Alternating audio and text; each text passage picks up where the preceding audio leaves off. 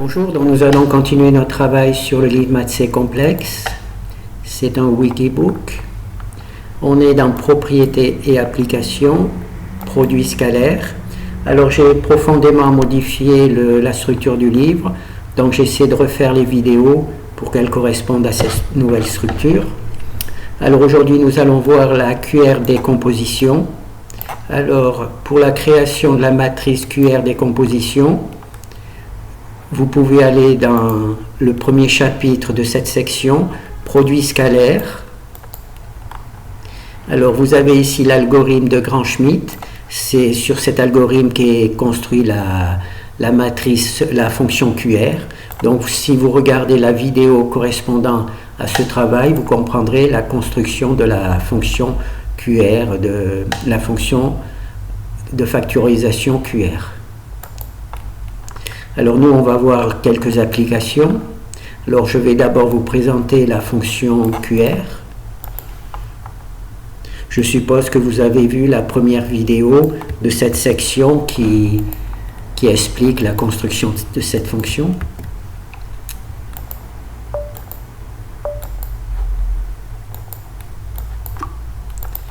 Alors, nous avons une matrice A. Alors on en fait la QR décomposition en la transformant en Q et en R. Et quand on multiplie Q par R, on a de nouveau notre matrice. D'accord? Alors là, on a la matrice pour octave. On la décompose en une fonction Q et en une matrice Q et R. Alors pourquoi on l'appelle Q? Simplement parce que c'est une matrice orthonormale. Les matrices orthonormales, généralement, on les appelle Q. Donc, c'est pour ça qu'on appelle cette factorisation la QR décomposition. Et R, c'est une matrice triangulaire, d'accord, supérieure.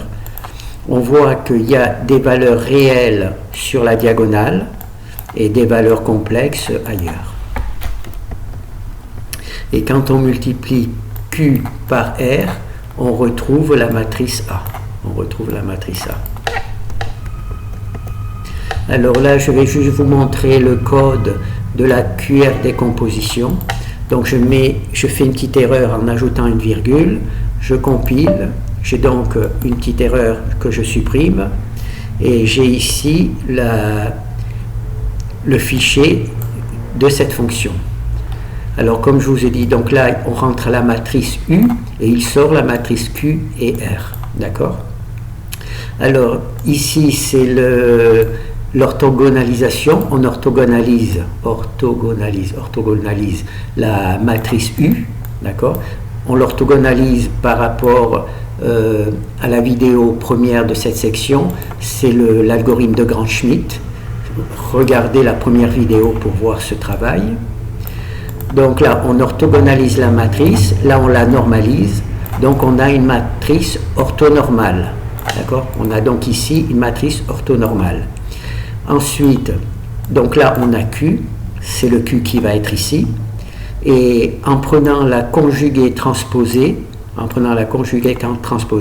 et en multipliant la conjuguée transposée par U, par truc, on obtient R. Voilà. Donc le Q ici est fabriqué avec la matrice qui orthogonalise la matrice qui est entrée. On le normalise, et donc le Q, c'est l'orthogonalisation, enfin c'est la matrice orthonormale. Ici, on prend la conjuguée transposée. Comme la matrice Q est orthonormale, au lieu de prendre la conjuguée transposée, j'aurais pu prendre l'inverse. Voilà.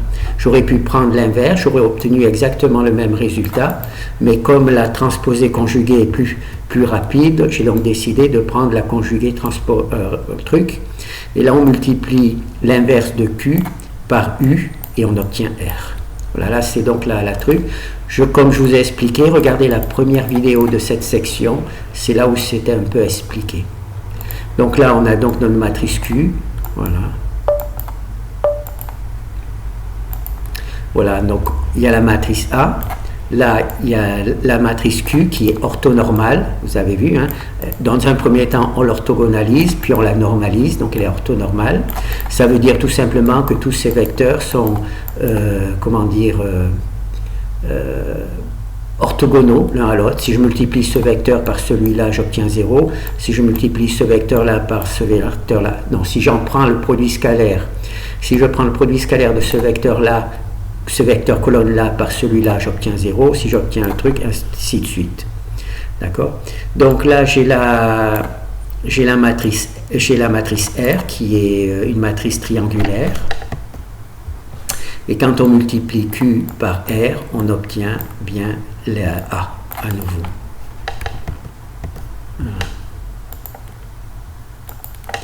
Voilà, donc là c'est la présentation de la matrice, de la factorisation QR ou de la QR décomposition. On va essayer de garder le nom, la QR décomposition. Et là c'est la même fichier, mais vous allez pouvoir choisir votre matrice. Alors, alors, ici, on va résoudre un système. Dans ces deux fichiers-là, on va résoudre un système. Alors, la QR décomposition fonctionne quand la matrice est carrée ou qu'elle a plus de lignes que de colonnes. La fonction Gauss-Jordan fonctionne quand la matrice est carrée ou quand elle a plus de colonnes que de lignes. D'accord? Donc, si votre matrice elle a plus de lignes que de colonnes, va falloir utiliser la QR décomposition. Si votre matrice a plus de colonnes que de lignes, il va falloir utiliser Gauss-Jordan. Et si elle est carrée, vous allez pouvoir utiliser les deux. Donc, nous, on va voir le premier exemple sur une matrice carrée.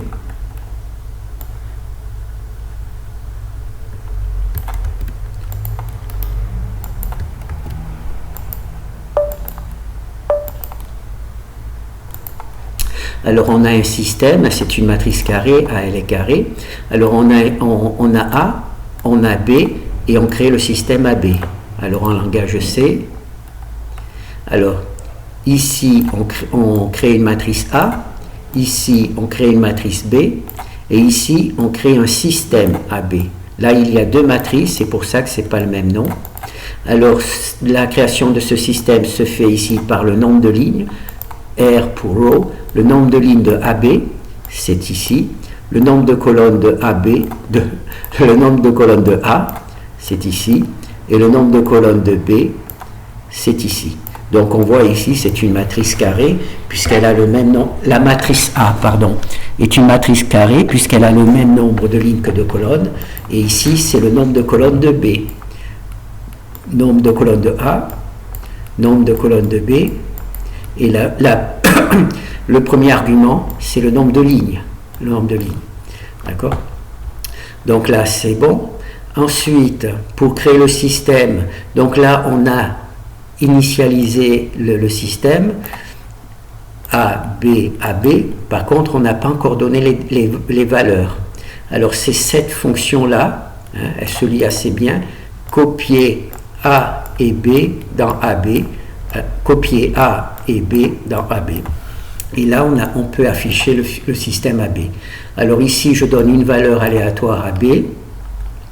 Et ici, je choisis de faire une boucle while pour que le déterminant de A ne soit pas nul, simplement pour que le système d'équations soit résoluble, qu'on ne tombe pas sur une matrice A qui n'a pas de solution. Alors ici, maintenant, on va appeler la fonction QR. Et donc on affiche Q et on affiche R. Donc on a calculé la fonction QR, on affiche Q et on affiche R.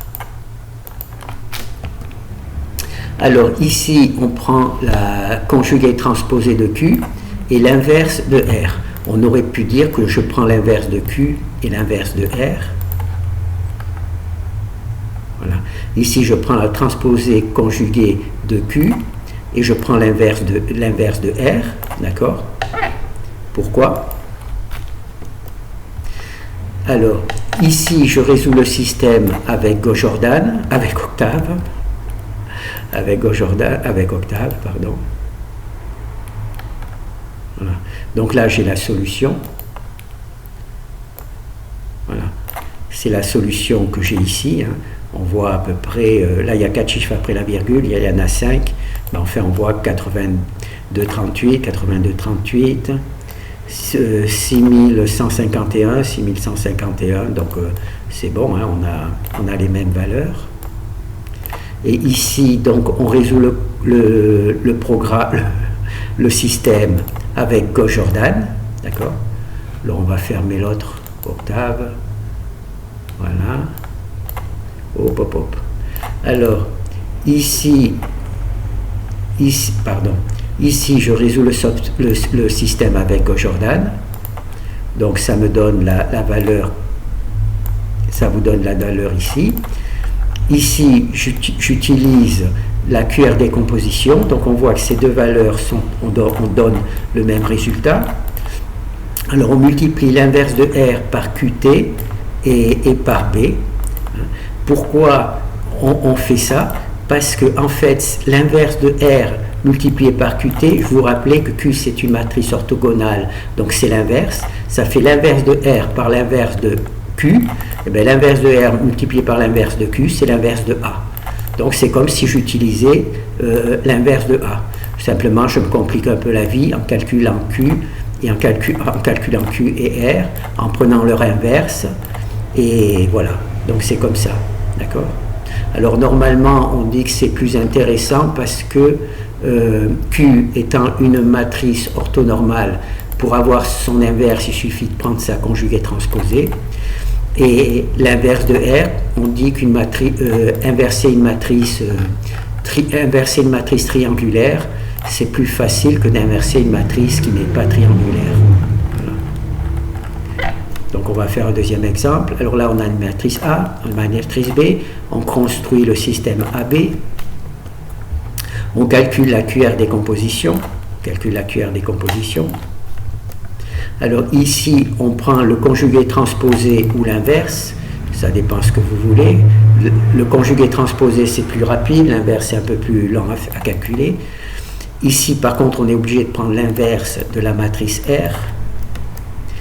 Ici, on résout le système avec Gauss-Jordan, donc ça nous donne cette valeur.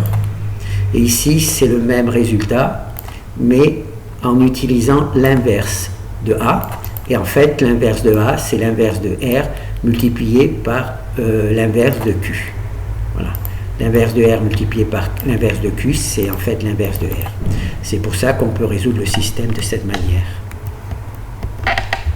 Donc ça, c'est bon. On va voir un peu le code. Alors, ici, donc, on a vu précédemment, hein, donc, ici, c'est la construction de la matrice A, l'initialisation B, AB, donc créer le système avec cette fonction. Ici, j'ai simplement essayé d'avoir une matrice A qui soit inversible, hein, en gros, qui est une solution pour le système AB. Alors ici, il y a A, ici, il y a B, donc ici, j'initialise une valeur pour B. Ici, je copie A et B dans AB. Je fais maintenant la QR décomposition et je l'affiche. Alors je prends le conjugué transposé. Par exemple, maintenant je vais prendre l'inverse et je vais vous montrer l'exemple avec l'inverse. Là, je prends l'inverse de R, là, je prends l'inverse de Q au lieu de la conjuguée transposée. Et ici, j'appelle octave. Je résous le problème avec Gauss-Jordan. Et là, je résous le problème en multipliant l'inverse de V par QT par l'inverse de, donc là ça nous donne ça, et là on le multiplie par l'inverse de R, d'accord, et on obtient ça. Pardon, et on multiplie par B, on multiplie par B. On multiplie l'inverse de R, par QT, et ça représente A, l'inverse de A, on le multiplie par B, on obtient X, et X c'est la solution le même truc. Donc là, ce que j'ai fait, j'ai remplacé la conjuguée transposée par l'inverse, et on va voir si ça marche toujours.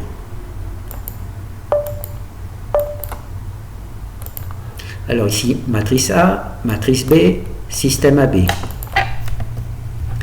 Alors là, il y a Q, là, il y a R. Alors là, j'ai fait l'inverse. Hein. J'ai pris l'inverse de Q, l'inverse de R. Alors, ici, j'ai comment ça s'appelle, résolu avec octave, et là avec Gauss Jordan, et on voit que la valeur ici, ces deux valeurs sont identiques. D'accord? Ces deux valeurs sont identiques. On peut le vérifier avec octave aussi. Mais à partir du moment où ces deux valeurs sont identiques, c'est ce que je voulais montrer, c'est que j'ai remplacé ici l'inverse, la transposée conjuguée par l'inverse. C'est bien la même chose. Donc là, je vais voir avec octave. Ah non, ça, j'ai pas pris le bon code. Je n'ai pas pris le bon code. Alors, c'est ici, hop.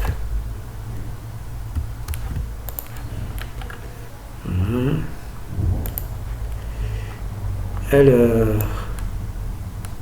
voilà, c'est ici. Voilà, on voit qu'on a à peu près les mêmes valeurs. D'accord. Bon, lui, il y a 4 chiffres, moi j'en ai 5, sinon c'est les mêmes valeurs. Donc ça, c'est bon.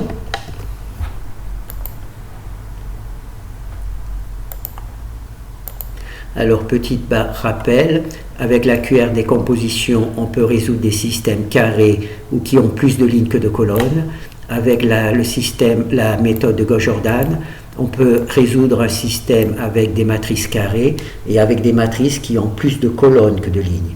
Donc là, c'est quand il y a plus de lignes, on utilise cette fonction. Quand il y a plus de colonnes, on utilise cette fonction. Donc là, on va avoir une matrice rectangulaire.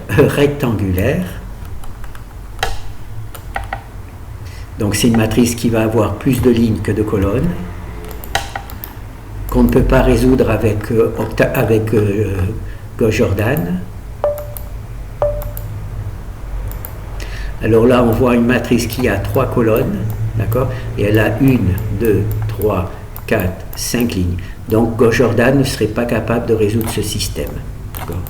Donc là, on a donc notre système. Alors là, on calcule Q. Là, on calcule R.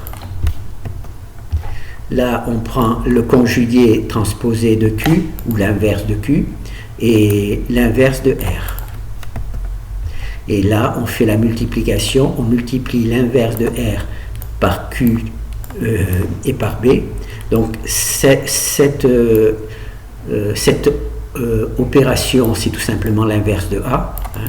Si vous calculiez l'inverse de A, vous obtiendrez la même truc. Simplement, là, on inverse R et on inverse Q. D'accord? Je peux peut-être garder ça de côté. Alors, on va le mettre là au cas où on en ait besoin. Alors, ici, j'ai mon système résoluble avec octave. Alors, vous allez voir que même octave ne résout pas ce type de système. Ou du moins, la commande de base ne le fait pas. Voilà. Donc là, vous avez le système résolu qui a plus de lignes que de colonnes. Un pivot, 2 pivots, 3 pivots, 4 pivots, et puis plus rien. Voilà. Il y a plus de... Enfin, il ne donne aucune valeur particulière. Voilà. Alors, il y a peut-être une commande, moi j'utilise la commande pour résoudre les systèmes de base, c'est celui-là. Il y a peut-être une commande d'octave que je ne connais pas qui permet de résoudre un système d'équation qui a plus de lignes que de colonnes, mais comme je ne la connais pas, donc j'utilise le truc normal.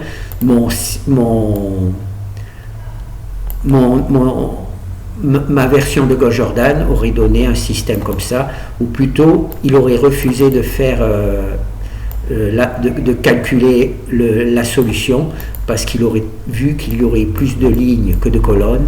En règle générale, il bloque le système, il bloque le truc.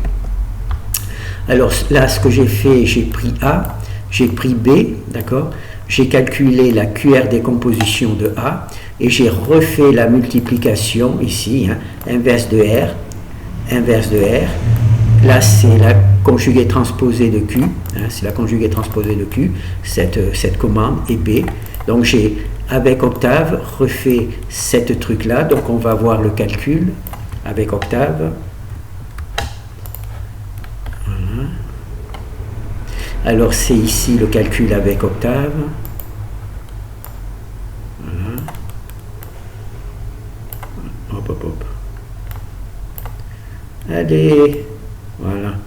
Donc là, on voit qu'on a à peu près les mêmes valeurs. 32, 808, 32 et 807. Voilà. 12 et 308, 12 et 308. Voilà, on a à peu près les mêmes résultats.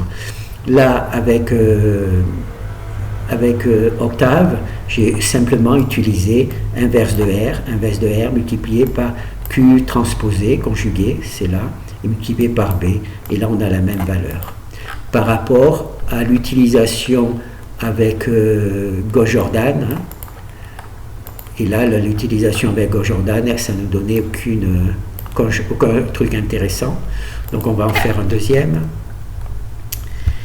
Alors, donc là on a une nouvelle matrice, on a B, donc c'est un système AB. On calcule Q, on calcule R. Là, on prend le conjugué transposé, hein, ou l'inverse, suivant ce que vous voulez. Et là, par contre, on prend l'inverse de R. Alors là, on a notre solution, d'accord? Bon, ben, je ne vais pas la copier parce qu'elle est affichée en fin d'exercice. Alors ici, on va le résoudre avec Gauss-Jordan et octave. Oh là! Qu'est-ce qui se passe? Bon, ben, je vais refermer octave. J'ai fait une bêtise.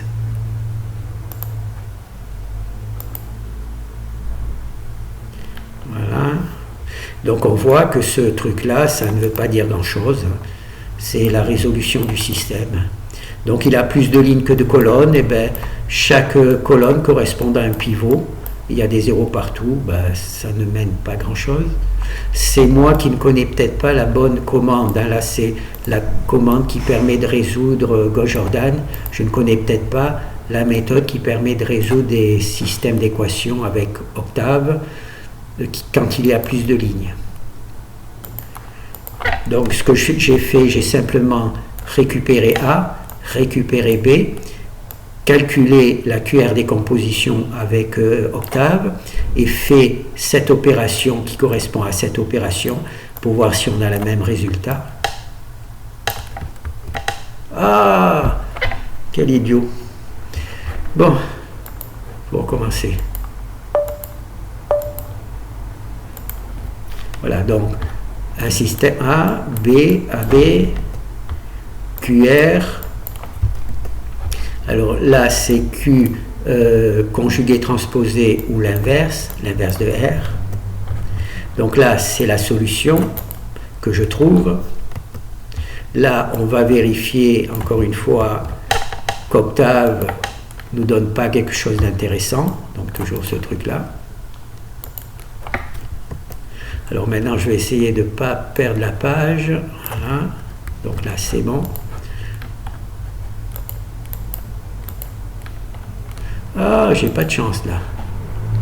J'ai pas de chance. Voilà. Voilà. Donc là, j'ai la solution. J'ai la solution. Et j'ai la même ici. Voilà. J'ai la même ici. Donc je vais le mettre en blanc. Voilà. Vous voyez, on a le même résultat. Alors là, c'est l'inverse de R par la conjuguée transposée. Et là, l'inverse de R par la conjuguée transposée. Et on a le même truc. D'accord. Là, je récupère cette valeur-là. Je la mets là.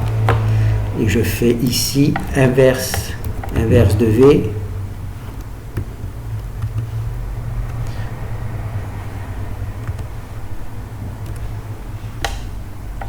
Alors, supprimer et supprimer. Donc là, c'est que je fais l'inverse de R, l'inverse de V, et j'obtiens Q. Voilà, je remets ça. Voilà. Alors, qu'est-ce que tu nous dis? L'erreur A doit être une matrice carrée. Ah, c'est pour ça que je ne peux pas utiliser l'inverse de Q, puisque la matrice Q n'est pas carrée. Non, c'est A qui n'est pas carré. D'accord, donc là, j'ai fait une bêtise. Bon, j'efface, comme ça, je ne fais plus la bêtise. Abandonner. Alors, quelle est la forme de Q? 1, 2, 3, 4, 5. En effet, Q n'est pas carré. Q n'est pas carré, puisqu'il a 3 colonnes et 5 lignes. C'est pour ça que j'utilise le conjugué transposé de trucs. Par contre, quand on prend l'inverse de ça et l'inverse de ça, on retrouve bien l'inverse de la matrice AB. La matrice A. On trouve bien l'inverse de la matrice A. Bon, ben, c'est terminé. Voilà, donc là, on a vu la QR décomposition, la matrice carrée.